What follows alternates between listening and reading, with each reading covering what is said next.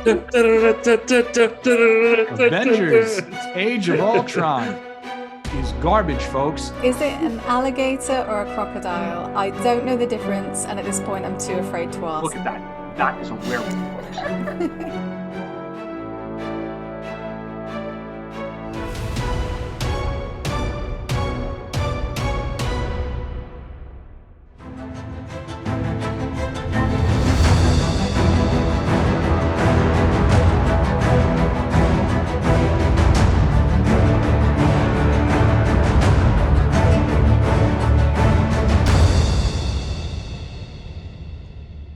What is up, everybody? Welcome back to Den of Geek Presents Marvel Standom. I told you that we would be weekly again. You didn't believe me? You thought that was just a threat and not a promise? No. In case you forgot, I am still your host, Mike Cecchini, sadly enough. And with me for all time and always, please welcome back Den of Geek TV editor Alec Bojalad, Den of Geek news and features editor Kirsten Howard, and our brilliant pop culture writer and frequent, luckily for us, Den of Geek contributor, Mr. Joe George. Last week, we looked back at the entirety of the MCU and Phase 4. This week, well, we're looking forward.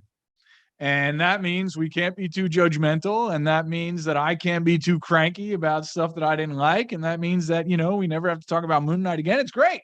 Kirsty, why don't you start breaking this down for us? Okay, well, first we've got Ant-Man and the Wasp: Quantumania on February 17th. And that will kick off Phase 5. All the main characters from the first two films will return, but we're hearing that this is not being handled as a third film in the trilogy. Critics who have already seen the movie say it has more Star Wars vibes than MCU vibes, with Jonathan Majors the standout as villain Kang, a variant of whom we've already met in the Disney Plus show Loki. Peyton Reed directs again from a script by Rick and Morty writer Jeff Loveness. None of us have seen it. Just full disclosure, while some members of the press have indeed seen Ant-Man and the Wasp: Quantumania, we have not yet. Alec, Joe, and myself, I believe, are all seeing it this coming Monday. And make sure you tune in next Thursday, a week from tomorrow, for our spoiler-free Ant-Man and the Wasp: Quantumania discussion. Where do we stand on the Ant-Man franchise as a whole, and what is your excitement level or lack of for this movie? Well, I think what Kirsty said about what the reviews have reported are pretty telling, in that this isn't the third part in an Ant-Man trilogy, because just from the trailers alone, the tone is so wildly different. From kind of the light, breezy, and I don't want to say inconsequential, but less of monumental importance than most Marvel movies, the other two Ant-Man movies. I honestly don't know what to expect. The Star Wars comparisons that Kirsty also mentioned have really beguiled me. I guess in a sense, all movies kind of resemble Star Wars, because Star Wars is based on some really old tropes that go back to the dawn of human consciousness. So I guess in that sense, I can wrap my head around it, but I really don't know what people are referring to when they say Star Wars for this. I'm not sure I've ever known what to expect from an MCU movie less. I'm excited though. Yeah, I'm the same way. I like both of the previous Ant-Man movies, but I like them for exactly the reasons that Alec just pointed out. They're such low stakes, almost. I mean, I know they're heist movies, but they almost feel more like hangout movies. The best parts of those movies are when Michael Pena shows up and recounts the plot in that hilarious way. So I don't see how this set of characters is well suited for, this giant phase kickoff. Is going to set the blocks from the next MCU. I don't know how they're going to handle that. And I don't mean that necessarily as a criticism. Just Alec put it perfectly. I don't know what to expect from this next one. I hope it's great. Love Jonathan Majors and everything else I've seen him in, so I'm excited. Love Kang. I'm hoping the best and fearing the worst. I don't feel any particular kind of way about the Ant-Man movies in general. I think they're both fine. I couldn't tell you anything that happened in the last one, to be honest. I think they're fine. They're funny. Paul Rudd is great. The costumes are awesome. Like I love, there's kind of like almost like a Toku vibe to the costumes, which I really dig, you know? But this one, despite the kind of mixed early reactions that we saw online when that embargo lifted earlier this week, there is something intriguing me about this. Maybe it's the Fantastic Four vibes of it. Certainly it is Kang, who is such a headachy, hot mess of a villain that I can't wait to see how they do him on screen. And as this picture shows, he sure looks cool. I don't know. Like, I'm actually weirdly looking forward to this movie in a way that I wasn't expecting, and in a way that I haven't looked forward to an MCU movie in a while. You know, like, of course I was looking forward to Wakanda Forever, but like, I knew Wakanda Forever was going to be good, you know, whereas with this one, I don't know what to expect. There is just such a curiosity factor about Kang. I'm pretty hyped. Like, I'm pretty hyped to hit this screening on Monday. Yeah, I mean, I actually really love the Ant-Man movies, but for the reasons we've talked about, they are low stakes. They're sort of ground level. They're fun, family-friendly capers. This seems very heavy. I will be interested to see how it turns out. These mixed reviews have lowered my expectations, I would say. So that can only be a good thing. I did hear that it is, someone say, it's like Doctor Strange in the Multiverse of Madness, except better. And I was like, I don't even know how to pass that, like, on a personal level. Yeah, how is that possible? That would get better. We'll see. We'll see next week, right? And I'm not going into this like looking for like crazy cameos and stuff like that. You know what I mean? Like, and I guess there's some, I don't know, like, I'm sure that's part of it. Like, this is the official, like, proper kickoff of the Multiverse Saga, I guess. I don't know.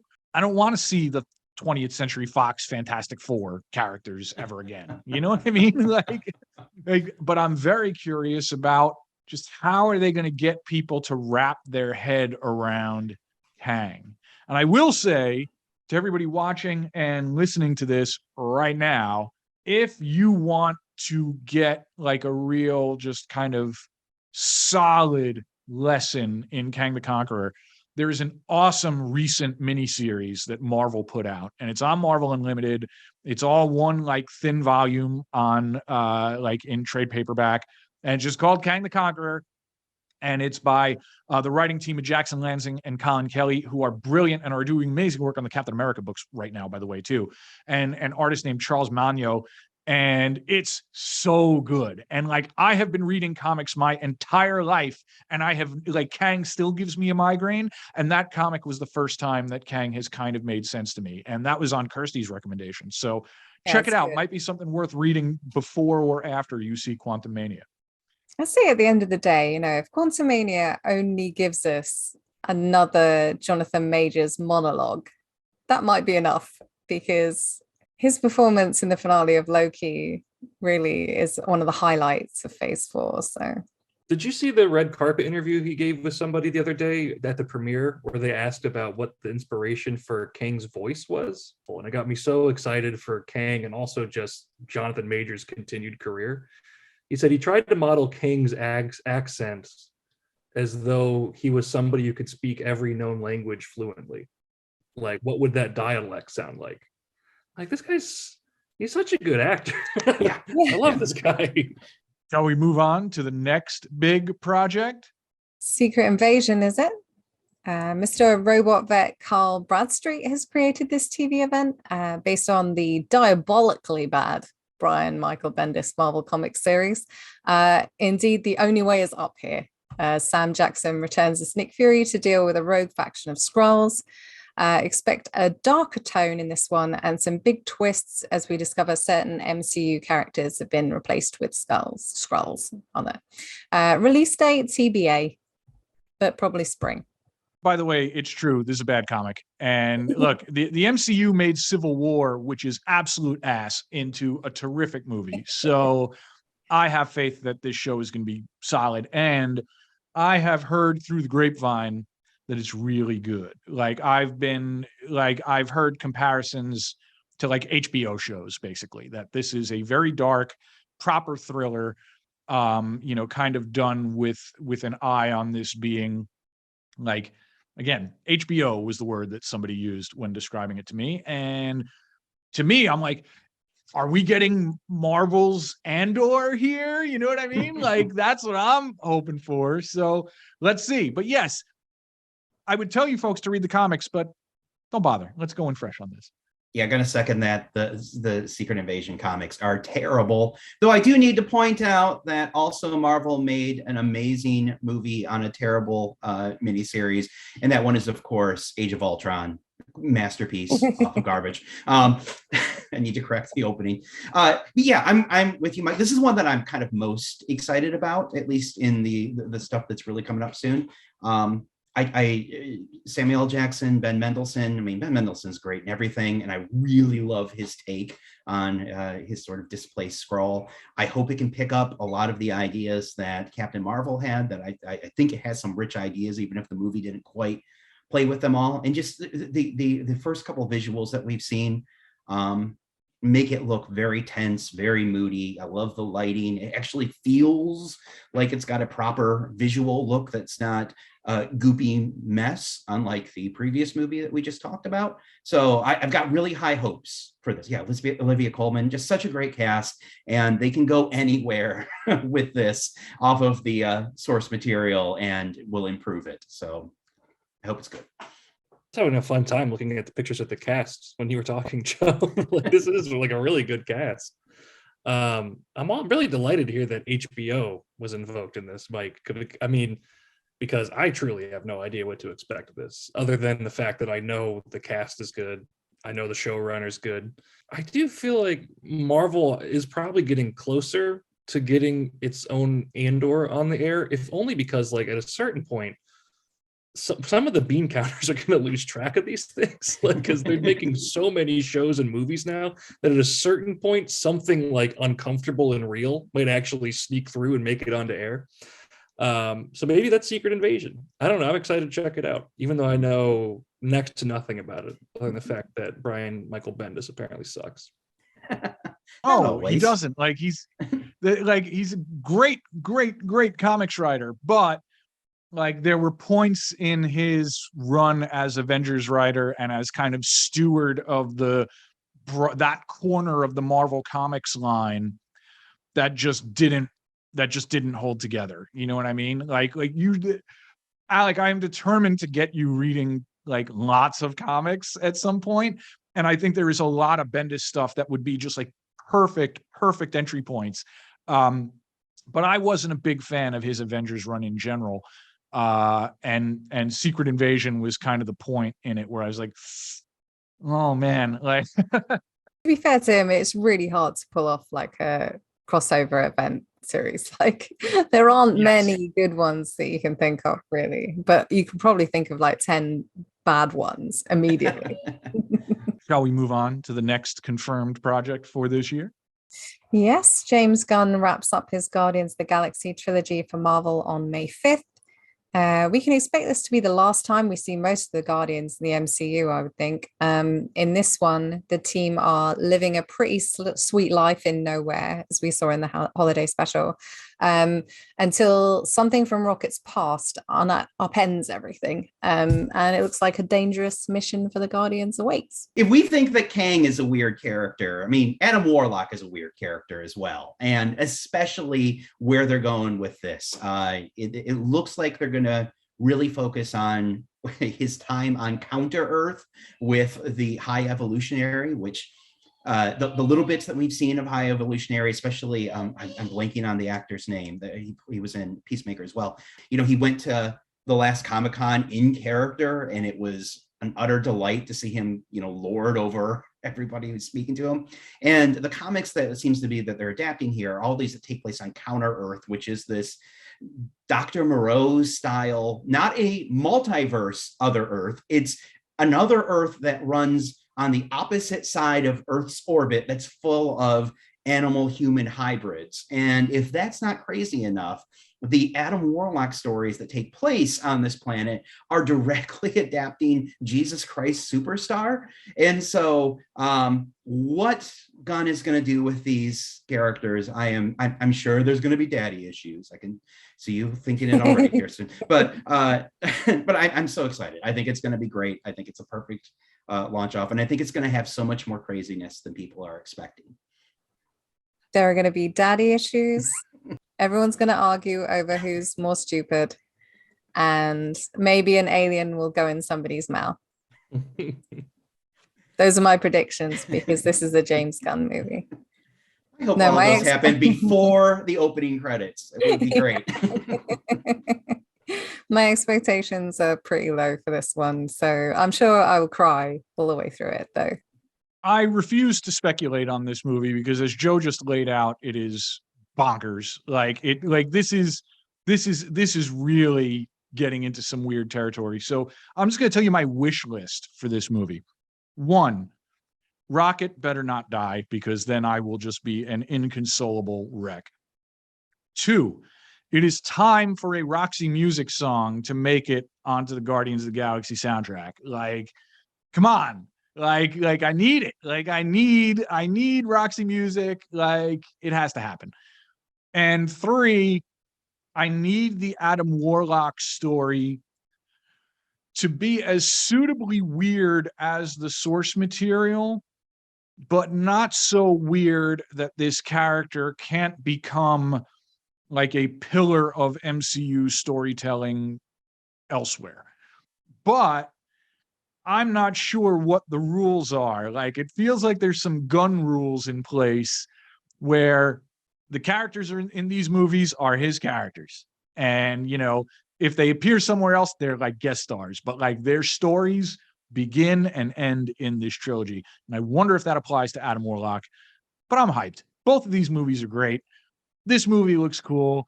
It actually, the effects in that trailer looked terrific. It's colorful. We know the soundtrack's going to kick ass. Bring it on. Joe, everything you described sounds so cool. It's like, well, if I weren't on Marvel Standom, I would have to watch Marvel Standom just so I could learn those little tidbits about the second Earth and Jesus Christ Superstar. That was awesome. Yeah, nothing to add. I'm really excited. It is kind of a bummer that we're losing James Gunn to DC after this.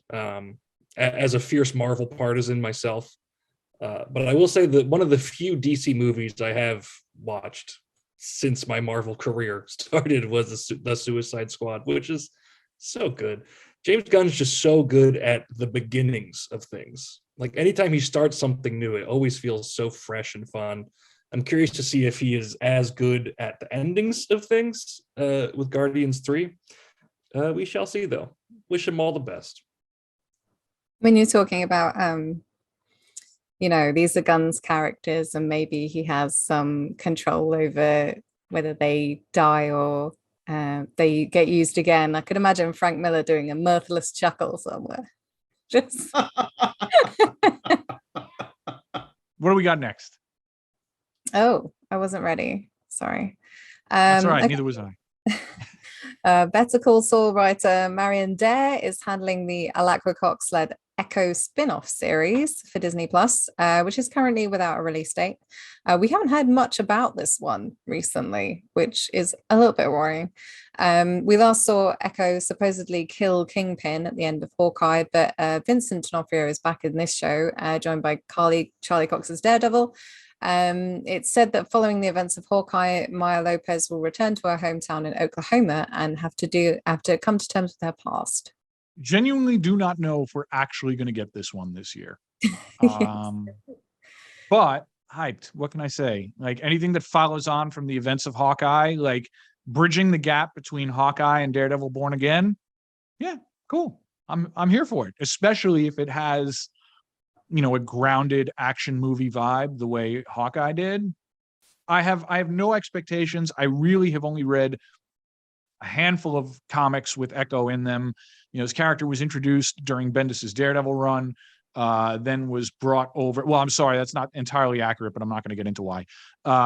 Then was brought over during his tenure as Avengers writer. this character that could have a real future in the MCU, but like it's so different on screen already that cool. I'm here for it. Yeah, she was also in Bendis's Moon Knight comics, Mike, and they got sexy. Is that something you'd like to see on screen? No. Oh. But we agreed we weren't going to say the MK word. This I agreed to nothing, sir. Yeah, I've not read a whole lot of Echo stuff either. And I think most recently she's got the Phoenix Force in comics. So I have no idea what to do. Hey, I like the Jason Aaron Avengers run. It was crazy. I don't really know what to expect from this. So I'm kind of totally on board with you, Mike, what you're saying. I more Hawkeye stuff is good. I liked the bits that we saw of Maya Lopez in Hawkeye, more street level stuff. You know, anything that kind of harkens back to the Netflix MCU shows, at least the good things about the Netflix MCU shows, specifically the fight scenes. I want more of that. So I'm hoping for that. Stick her in a hallway and let her beat up somebody in a gnarly way. That would be rad. That's my hope for this. I'm not particularly hyped for this one. And part of me feels like the MCU may have overcorrected a bit, because one of our complaints used to be that there wasn't enough street level stuff. Everything was of like world ending importance. But they've really filled out kind of the world is not ending roster on Disney Plus already. And like Disney Plus, a short Disney Plus streaming service is theoretically a great spot for something more experimental like this. But I don't know. I just I can't really bring myself to get too excited about a series starring a character who was like the sixth most interesting character on Hawkeye. I mean, and the actress is great. The Marvel comic catalog is so vast that I don't really think we need to be cannibalizing their own shows already. And I'll feel that way again when we get to Agatha later. Mercy, are we moving on? You can do. Loki season 2. Little is known about the return of Loki to Disney Plus, but this is still the only live action series with a second season on the block. The main cast will be back, including, of course, Tommy Hiddleston and Owie Wilson. Eugene Cordero's Casey's been up to series regular, and Kiko Kwan will be a new addition as a TVA archivist. We'll likely see Loki dealing with a lot of multiversal fallout. And a recent Disney Plus trailer hints that the God of Mischief will be digging deeper into the myth of the Timekeepers. No release date yet, but definitely this year. I haven't looked it up. Who are directing these episodes? It's I think it's mostly Aaron Moorhead and Justin Benson. Oh, really? What did they recently do in Marvel? Oh God. Was it not Moon Knight, Joe? It was Moon Knight. Oh, Moon Knight. It was Moon Knight. Moon Knight, correct. Yes. With the K. Okay. I'm just With the K. checking. Moon Knight, yes. Okay, very good. Well, I'm extremely excited based off of that information. No, you're not. No, you're not. I know you're not. No, Benson and Moorhead's movies are great. I like all of their are. movies. I haven't seen their most recent one, but all the rest of their films are excellent. And I thought their direction of those they only did a couple of them, but those couple of Moon Knight episodes were well directed, at least. So I am halfway serious. And do you think Loki just kind of naturally suits their tone and preferred subject matter very well? Yeah, and the trailer looks exciting. I mean, it looks like they're going to get more fun Kang stuff, probably some Immortus in there, because that kind of makes more sense for what they're doing there. If you don't know what that means, don't worry about it. You will eventually. But that looks fun. I was kind of not down, but I wasn't as up on the first season as most people were. I think a fresh start, at least from my perspective, or at least knowing a little bit more what it is when I go into it. I'm a little bit more optimistic on it for the next one. I hope it continues focusing on Loki and Loki's character. I hope it does a better job of earning those character beats that it tried to do in the first season. And I really hope it does not become, look at setting up all this other Marvel stuff, which is kind of what the trailer feels like. First season good. Look forward second season. Especially now that they've gotten a lot of the format, and explanation stuff out of the way. This is a show that is absolutely perfect to be formatted like a TV show, Say it. Say the P word. You know what? But I'm down, and I'll say it again. I think a Loki procedural, yes, check. And we're gonna say the P word again. I'm with you, Alec. I'm on Team Alec now. Okay, the Marvels. Next in Phase 5. Following the events of Ms. Marvel, Carol Danvers, Kamala Khan, and Monica Rambeau begin swapping places with each other every time they use their powers. Sorry, I'm just reading this because this is the official synopsis that I got this from. I was like, okay, so every time they use their powers, they swap places. I'm just processing that in real time. And must team up to figure out why this is happening. This is a Nia DaCosta joint, big summer MCU movie, and it comes out on July 28th. The main mysterious villain here is being played by Tom Hiddleston's fiance, Zawe Ashton. More importantly, Goose will be back. Star of irritating Marvel snap decks everywhere. Goose, a cornerstone of decks that keep you from doing what you want to do, will be starring in this movie. I am super hyped for this movie, believe it or not. And I'm not the biggest fan of the first one. I thought the first one was kind of a missed opportunity, but I want to see a corner of Cosmic Marvel, that is not being directed by James Gunn. You know what I mean? I feel like there's a whole nother area to explore here. I wanted to see more Kree stuff. If they're going to low-key start seeding a Kree-Skrull conflict down the road, I'd be all for that. And just the concept is great. Having Ms. Marvel back after how delightful she was in her own show. Can't wait for this. Genuinely cannot wait for this. Late July release date just makes it feel like this could have just that kind of proper midsummer blockbuster feel to it. I'm basing this on absolutely nothing. For as much crap that Captain Marvel catches, didn't the first one make $1 billion? Well, yes. Bonkers. I'm excited for this one too. I actually kind of like the first Captain Marvel movie, and I'm just a huge fan of that character. Having not read any of the comics, obviously, I just find Brie Larson really appealing, and I really enjoy. I've said this before, and I'll just keep hammering the point home to death. But Captain Marvel's action figure powers are so cool. I'm just so taken by just the awesome power she produces. It's very cool to see on screen. And I think Iman Vellani is probably the best thing that Marvel did for itself in Phase 4. Here. Yeah. I'm sure they're a little disappointed that the show didn't catch on more, because I think it's going to be kind of weird and awkward for a lot of audiences to suddenly just be like, all right, who's this kid? What's she doing there? I also am a little bit concerned about that plot description Kirsty just read, because don't get me wrong, it's massively creative, the idea of you switching places with somebody every time you use your power. I feel like the real appeal of a movie like this would be having all three of them in the same room at the same time as much as possible.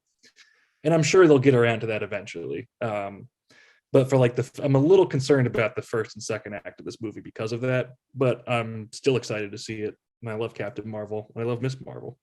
That makes a lot of sense. I'm going into it very excited about the body switching elements, just because that's one of my favorite weird comic book tropes. It's not the Carol Danvers Captain Marvel, but other versions of Captain Marvel in the Marvel universe have done that exact thing, where Rick Jones, hits his nega bands and switches with Captain Marvel. The Captain Marvel from DC Comics, Shazam, that was part of it.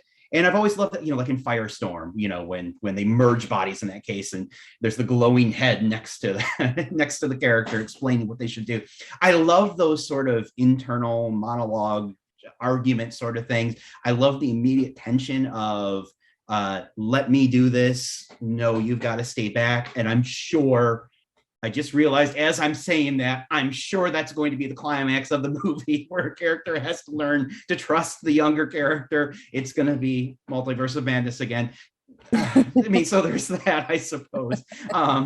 I just bummed myself out. But I'm excited about Nia DaCosta directing. She's got such a great visual eye. And Candyman, for whatever faults her Candyman had, it looked amazing. It just, not just the composition, but the coloring, the lighting, the way that she moved the camera around. And the big shot always against MCU movies is the visuals aren't where they should be. And so hopefully, I mean, I know we say this always whenever a promising director takes on a Marvel project, but hopefully they let her do her thing with her visuals. And I hopefully we could get something really special here. I'm hoping for the best with this one for all the reasons everyone said.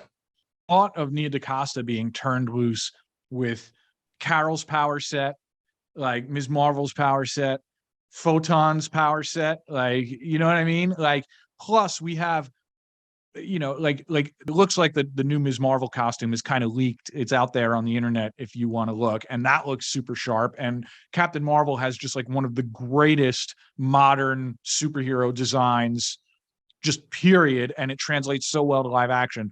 Cannot wait to see what they do with Photon. And I'm pretty sure that's the name they're going to go with that character as well. So yeah, this just feels like, you know how sometimes Marvel tries to dress stuff up like this is not a superhero movie. This is this kind of movie. This is that. No, this just sounds like wild superhero action. And I cannot wait.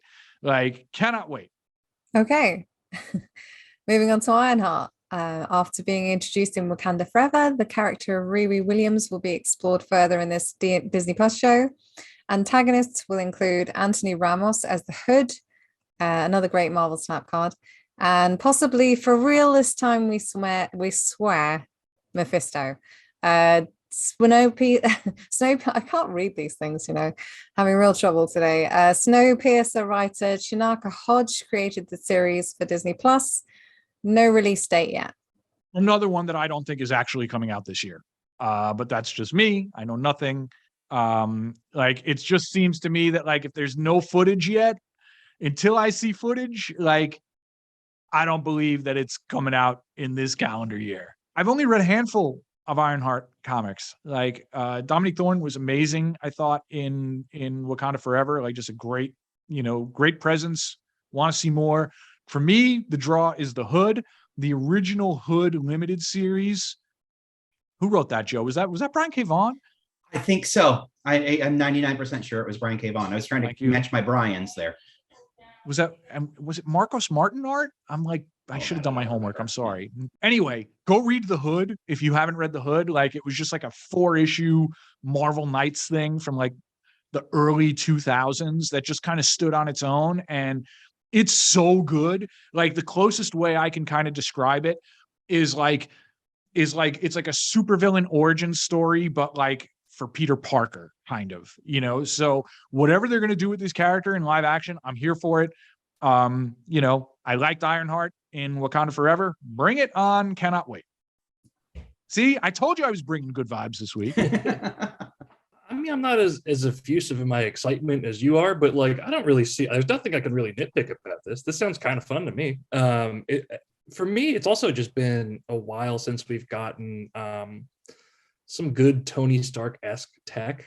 I think we forget that what made like the mainline Iron Man movies so fun was just like the CGI little suits and how creative they were, and like the arc reactor technology, and they're just sleek and interesting. I'm excited to see more of that. I did like this actress in Black Panther, but I mean, I wouldn't describe it as something that like I'm Marvel's or Ant-Man level excited about, but I think this should be a fun one. You would be excited if you read The Hood. You would share my enthusiasm. Hood's a great character, but Mephisto, guys, nothing. I don't know how they're going to do Mephisto in the MCU. I feel like so much of his shtick has been offloaded to other characters, you know, that I can't go into it with any sort of, oh, I'm excited for this aspect to show up in the MCU. I mean, he's the devil. I mean, that's cool, but so much of the things that make him fun, I think have been borrowed. So I'm a little worried about that. Last we heard that Sacha Baron Cohen was going to be. That does not up my excitement. Well, if you're a Borat fan, perhaps it might. Next on the list is the Agatha spin-off series, which seems to change its title or subtitle every week at the moment. So I'm not even going to read it. Agatha was in a bit of a tight spot when we saw her last in WandaVision, with seemingly no way out for her alter ego, Agnes of Westview. But Marvel's Agatha series is now filming for Phase 5, and we'll be seeing a lot more of her in it. Many of her fellow Westview residents will also return, and the one and only Aubrey Plaza will be in the cast, hopefully as a naughty witch, or else what are we even doing here? No release date yet, but I expect this to be early 2024. You guys remember how in the first Jurassic Park, Jeff Goldblum was so cool, and then they made him the lead in the second one, and he was terrible? I can't help but think that's kind of what's happening here. I don't know why we need an Agatha series. I hope it's good, but I can't see that version of the character. I mean, I can't see the Marvel comic character leading a show either, but I can't see this version of the character. As much as I love Catherine Hahn, and who can do anything, I don't think it's going to be on her, but I can't see this version of the character being an interesting lead for a series. So this is the one I'm most skeptical about. Aubrey Plaza, though, Joe. Oh, she's great. She's one of the best working actresses, and every year she shows up in a movie that totally blows me away with what she can bring. So yeah, no, I'm excited about that. But it's not the actors, not the cast that I'm worried about. It's what they've shown of this character. I mean, do we know who the creative team is yet? I don't know if we know that yet, but that's where it's going to live or die, I guess, with my excitement. I mean, everybody loves a good spin-off. Like, there's nothing inherently bad about a spin-off.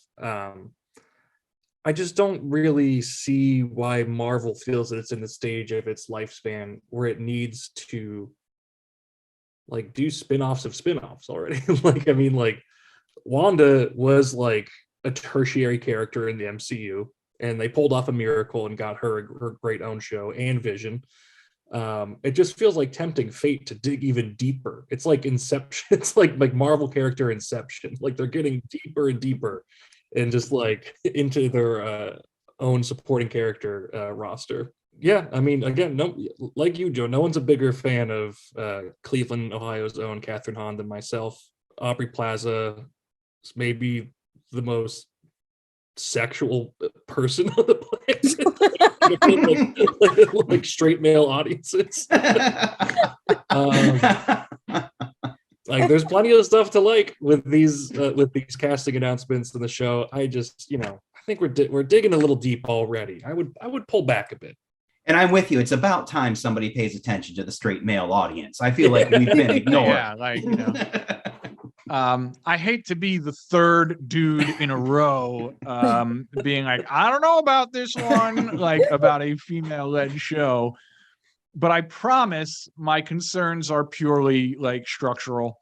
Hope to be wrong. What I really hope, though, is that this show, maybe this can fill some of the gaps that I wish that Doctor Strange would fill in the MCU. I want this show, like, yes, of course it needs to showcase like all of the great things that Catherine Hahn can do. But what I really want is for it to be eerie. Like I want it to have atmosphere and be a little bit creepy, like if we're going to go down this route, give me something that I've been asking for from Doctor Strange that we got a little bit of in Multiverse of Madness. You know what I mean? But yeah, the spin-off, we're into spin-offs and spin-offs now. And I do think that's dangerous ground. And I do worry that, civilians are going to kind of look at this and just be like, wait, what? Like, why? Like, I don't understand this. But if the theme tune is good, a lot of sins can be forgiven. I gotta say, I can't believe you guys are so down on this already. This is from WandaVision creator Jack Schaefer. She is behind this one too, which means she's already dealt with this character like before and made her a success. And I can't imagine she would have signed on for a spin-off if she didn't know where she was going to take it. I'm hyped. I think this could be, you know, a dark horse in terms of the Phase 5 Disney Plus series. I think this will be really good. That's my prediction. I'm willing to be wrong, but I'm going to be the one person here who is genuinely excited. What you just described is exactly how I felt about going into Thor: Love and Thunder. Like, Taika Waititi like nailed these characters before, and like obviously he's charged up for more. Like we're gonna see everybody at their absolute peak of their powers. And was she involved with Free Guy before this? Because if not, then I think that's a mark in Jack Schaefer's. I just hate that I actually allowed myself to throw side eye at a show that there's like literally no information other than a handful of castings, because even the title is not finalized. And I'm here going, I don't know. It's like a chick show to me. Like it just feel like such a jerk if this Sure, is you don't want to be like, sure you don't want to talk about Aubrey Plaza. yeah, like, you know, Kirsty's take is probably correct. Yeah. Like, We're talking about this show like philosophically more than what it doubt. actually is. Last week, we crowned WandaVision the best thing about MCU Phase 4, and here we like, what do we even do? I recant my previous comments. Like, I want it all stricken from the record. We'll fix it in post. I'm pretty sure, and I'm literally looking up now to check, but didn't Jack Schaefer also write Black Widow? Or yes, it was her story. Okay. So, and last week we were saying that was a massively underrated MCU Phase 4 movie. I was wrong. I take it all back. I was wrong. You all heard it here first. I'm sorry. Okay, we'll move on to the next thing. We've talked about this before on an episode, so we'll probably clip through this quite quickly, I would think. Daredevil Born Again. Daredevil is back again for a massive series on Disney Plus featuring Charlie Cox that probably won't adapt the Born Again comics, because the Netflix series already kind of did that. No doubt Kingpin will reemerge for this one. Filming is set to get underway imminently, so in the next few weeks, I think. This will either debut late 2024 or early 25 if they push stuff around. Either way, it'll occupy months of our time because it will be 18 episodes long. I want this to be 36 episodes long. I want this to be a procedural, Alec. Like, if this is probably the thing that I am most excited about. Yes, the Netflix series had some ups and downs, but I'm very curious about what the new tone is going to be like. I'm very curious to see what stories they go for, but mostly they're going to shoot this in New York City like they should. Want to remind everybody that I'm coming to you live from Hell's Kitchen in Manhattan, by the way. That is the location of the Den of Geek studio. And I just feel like this is probably the Disney Plus project with the most breakthrough appeal, and the one that's had the most buzz on it from the minute it started. So yeah, spring 2024 cannot get here fast enough for me. I can't believe you just doxed us. In interest of brevity, I won't really add anything else. I am excited, like you, that they're treating this like a proper TV show, like 18 episodes. I am ready for longer TV shows to kind of come back into my life, ideally if they're procedural as well. Yeah, and I'll just use it to say, yes, all very excited. Brian Michael Bendis's Daredevil run is excellent. Yes. Alec, okay, so to counteract the shade we were throwing at Bendis earlier in the show, Bendis's Daredevil run is one of his masterpieces. That and Alias, which became, which is really Jessica Jones, like, were published around the same time and were legit revolutionary. And they're fantastic. They are very much the basis for those Netflix shows in terms of tone and story and everything else. They are so good. Like, everybody, if you are not a comics reader and you dug the Daredevil show, yes, of course you need to read the Frank Miller stuff, but read those Bendis comics. The dialogue, the pacing, like, reading those as they were coming out, I was like, this is an HBO show. And we got pretty close to that with Netflix. So yes, all apologies to the shade we threw at his Avengers work earlier. What a redemption arc for old BNB on Marvel In one Standom. episode. Okay, Captain America: New World Order. Falcon and Winter Soldier creator Malcolm Spellman is back on writing duties for Captain America: New World Order, and Nigerian filmmaker and Cloverfield Paradox director Julius Ona is helming this one. This film is a sequel to, deep breath, The Incredible Hulk, The First Avenger, The Winter Soldier, Civil War, and The Falcon and Winter Soldier, with Tim Blake Nelson back as leader and Harrison Ford taking over from the late William Hurt as Thaddeus Ross. We can expect this to set up Phase 5 Kappa Thunderbolts with its geopolitical whatnots. There is no way that Harrison Ford as Red Hulk is going to be good. Do you even imagine what that looks like? I'm astounded by the way that this guy is talking about the CG de-aging that he has for the next Indiana Jones. Can you picture him in one of those skin tight suits with all the little dots around him? I mean, I know Red Hulk is supposed to be grouchy, and he will be grouchy, but I cannot see him being interested in that at all. That's my biggest worry. And if I'm honest, the biggest thing I want to see in this movie. I love Anthony Mackie as Captain America. I want to see more of him. I want Tim Blake Nelson and everything, and I'm excited to see him be my favorite Marvel Snap card, the leader. All of that is great, but what in the world is Red Hawk going to be? I can't imagine. Are we sure he's actually going to do the whole Red Hulk thing in this? Is that really a thing? No. We don't know that for sure. I mean, that makes me feel so much better, but I've only heard, no, he's going to be Thunderbolt Ross and he's going to be Red Hulk. It's not, I mean, obviously, Thunderbolt Ross has a huge history outside of Red Hulk, but the fact that those two are just kind of mentioned together, it seems like a nightmare, hopefully a wonderful nightmare. And I hope, I mean, maybe you guys are right. I don't know. The important thing is that it hasn't happened yet. So we can't live in fear, Joe. He may not turn into Red Hulk. How else am I supposed to live then? The last Phase 4 project we got there, the one that the true nerds have been waiting for, Thunderbolts. We'll see former antagonists like Yelena Belova, but Winter Soldier, Red Guardian, Taskmaster, and US Agent team up to tackle a deadly threat. The team will be spearheaded by CIA Director Valentina Allegra de Fontaine, aka the ex-Mrs. Everett Ross, who's been collecting abandoned people with very special skill sets since the post-credits scene of Black Widow. It will be released next summer, probably. Even though Born Again is probably my single favorite, like my single most anticipated project on this schedule overall, the 1-2 punch of Captain America New World Order into Thunderbolts is so intriguing to me. That's my favorite corner of the MCU. Like, we're going to go from weird 80s Captain America comic weirdness in New World Order into Thunderbolts stuff, which I have not read a lot of Thunderbolts comics, folks. I feel we're getting into a real sweet spot with the MCU at that point in the calendar.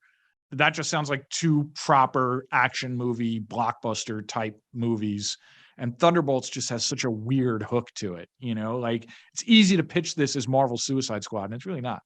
I'm intrigued by it. I mean, again, knowing nothing, even though you literally 5 seconds ago said it's not Marvel Suicide Squad, I still kind of like the Marvel Suicide Squad angle, at least that I built in my head. I like the personnel that they have in there, even though somebody on Twitter who, again, this happens all the time. I read a take on Twitter. I think it's genius. I can never remember who came up with it, so I can't credit you, but this is not my original take. It's out there. Somebody find it. Pointed out how non-complementary all of their abilities are. Like, they're all just kind of, most of them are in the super soldier stratum, which I feel like does not make for a very visually diverse or interesting power set to operate with in a movie. But that aside, I like how their personalities clash. I think there's definitely some potential here, and I like its positioning as the end of Phase 5, as in not quite like an Avengers level hammer, but like, I don't know, an ellipses of sorts. It's like, this is a sort of ending to a grand phase, but we know we have more to go. I know you say that you don't read the comics, Alec, but hammer is very associated with the Thunderbolts and the comics. So maybe you're playing us on another level. Well done. It's all an elaborate ruse. Yeah, I mean, I'm excited about it for all those reasons that you guys mentioned. The thing I've mentioned this before that I'm most excited is about this is that it's going to separate the Avengers from the American government, because the Avengers that we get in the movies have been very much influenced by the Ultimate line, which the Ultimate Avengers, called the Ultimates, are very much a critique of Bush era politics, and it didn't really work then. It doesn't work now. And so that's kind of closer to what the Thunderbolts are going to be, are America's Avengers. So I'm excited for that. I agree totally with the thoughts on the lineup. I mean, I cannot complain about more Florence Pugh or David Harbour or Wyatt Russell, and Sebastian Stan's there to play a wet paper bag if you're excited about that. So some more charismatic people to bounce off. It'll be good. That's fine. He's so boring in the MCU. Yes, clearly you haven't seen the Rennie Harlin masterpiece, The Covenant, Joe. Not saying. I mean, do we really need to say masterpiece after the words Rennie Harlin? Yes.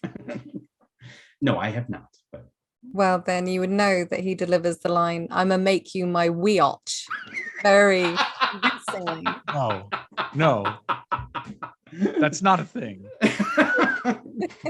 I sit corrected. I will never besmirch the man's name again. It's about male witches. It's directed by Rennie Harlin, and it's about 73 minutes long. I urge you to rent it ASAP. Is it trash? Yes, of course.